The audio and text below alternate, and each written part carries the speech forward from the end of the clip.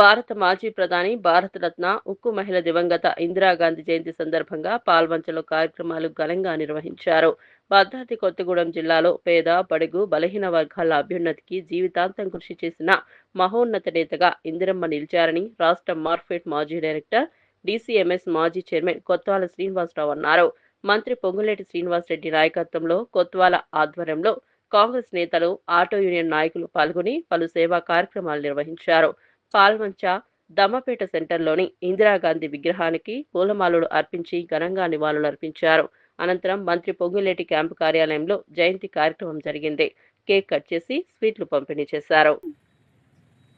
మన ప్రీతమ నాయకురాలు భారత మాజీ ప్రధాని, పేద బడుగు బలహీన వర్గాల ఆశోజ్యోతి శ్రీమతి ఇందిరాగాంధీ జయంతి సందర్భంగా పాల్వంచ కాంగ్రెస్ పార్టీ ఆధ్వర్యంలో జయంతి వేడుకలను నిర్వహించడం జరుగుతూ ఉంది.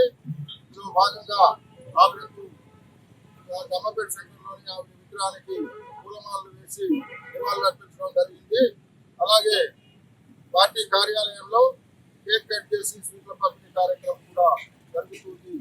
దయచేసి అందరూ కార్యకర్తలు కూడా అక్కడికి వచ్చి కార్యక్రమాన్ని విజయవంతం చేయాలని కోరుకుంటూ, భారత ప్రధానిగా ఇందిరాగాంధీ బడుగు బలైన వర్గాలకు నిత్యం అందుబాటులో ఉంటూ వారికి సంక్షేమానికి ఎంతో కార్యక్రమాలు చేశారు.